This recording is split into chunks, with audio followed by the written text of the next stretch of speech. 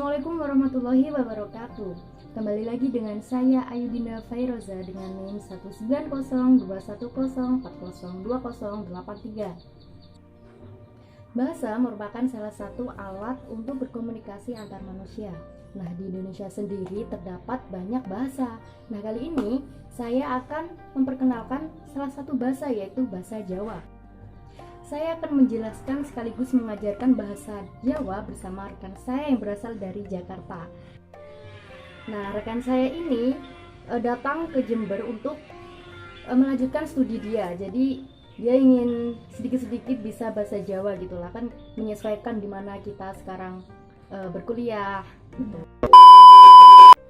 Nah, kebetulan sekali rekan saya ini kuliah di Universitas Jember, yaitu sekampus dengan saya.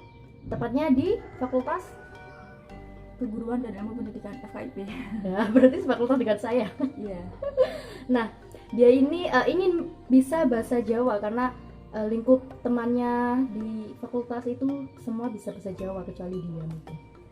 Masih banyak kok. Tapi saya sebagai minoritas juga kalau di kelas seperti itu. Lalu bagaimana caranya untuk mengatasi di lingkungan Mbak ini ketika berkomunikasi, seperti berkomunikasi Jawa? Kalau saya ya ada teman-teman yang ngomong ke saya pakai bahasa Jawa. Nah, saya mesti bilang kayak gini, maaf ya pakai bahasa Indonesia aja, aku kurang ngerti kayak gitu. Tapi kalau ya itu penyesuaian lah kalau di depan kampus. Nah, maka dari itu untuk menambah wawasan tentang bahasa Jawa Mbak, saya akan menjelaskan dan mengajarkan tentang bahasa Jawa yang secara dasar. Nah, saya akan mengajarkan tentang bahasa 5W1H dalam bahasa Jawa. Nah, bahasa Jawa itu memiliki 3 tingkatan. Yang pertama yaitu bahasa ngoko. Nah, bahasa ngoko itu Mbak Hana biasanya digunakan untuk sesama umur, sepantaran.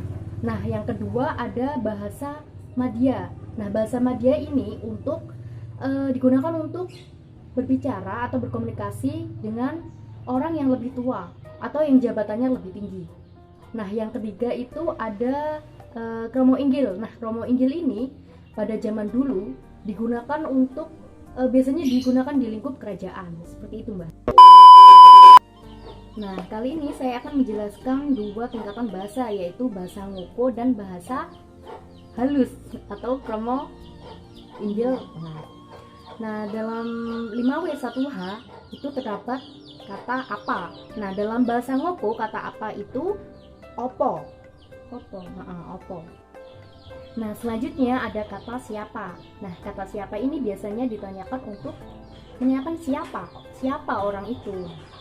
Dalam bahasa ngoko sendiri siapa itu biasa disebut dengan sopo. Nah, sedangkan dalam bahasa Kromo Inggilnya kata siapa itu sinten. Nah, sinten ya, sopo dan sinten. Nah, selanjutnya yaitu kata di mana. Nah, kata di mana ini dalam bahasa Indonesia diartikan untuk menunjukkan tempat, menanyakan tempat. Nah, dalam bahasa ngokonya yaitu bahasa Jawanya kata di mana itu diartikan dalam 2 input. Nah, yang keempat yaitu ada kata kenapa. Nah, kata kenapa ini menunjukkan alasan mengapa itu terjadi, seperti itu. Nah, dalam bahasa ngokonya bahan kata kenapa itu yaitu kenging mengopo. Nah, yang terakhir yaitu ada kata bagaimana. Nah, dalam kata bagaimana ini menunjukkan seperti apa, bagaimana, apa situasi seperti itu. Nah, dalam bahasa ngokonya bagaimana ini kepriye. Sedangkan dalam dalam bahasa kramanya kata bagaimana itu kepripun. Jadi ada kepriye sama kepripun. Baik. Dan mungkin ada yang dibingungkan, Mbak Ana? Nah, aku mau Mbak kasih contoh. Kalau bahasa Indonesianya gini, siapa yang datang itu. Nah, itu bagaimana Dalam bahasa Jawanya. Bahasa ngokonya ya. Kalau gimana tadi siapa yang datang itu? Iya. Nah, kan tadi bahasa ngokonya siapa itu sopo. Nah, jadi dalam bahasa ngokonya dalam kalimat siapa yang datang itu menjadi sopo sing teko iku sopo sing teko iku. Ya, Nah, seperti itu. Nah, kalau dalam grama Injilnya itu biasanya saya ya ke orang itu gini. Siapa sinten sing dateng niku? Jadi yang awalnya iku jadi niku. Jadi kayak kesannya itu lebih sopan gitu. baik. Kayak gitu. Nah, sebenarnya bahasa Jawa itu simple, mudah untuk dipelajari. Nah, jadi untuk kalian yang berada di lingkup daerah Jawa, wajib untuk khususnya Jawa Timur ya, wajib untuk bisa bahasa Jawa. Mulai dari ngoko, madya, inggil, seperti itu. Nah, mungkin hanya seperti itu penjelasan dari saya. Ya. Jika ada kesalahan atau kekurangan, mohon maaf sebesar-besarnya. Billahi taufik wal hidayah. Wassalamualaikum warahmatullahi wabarakatuh.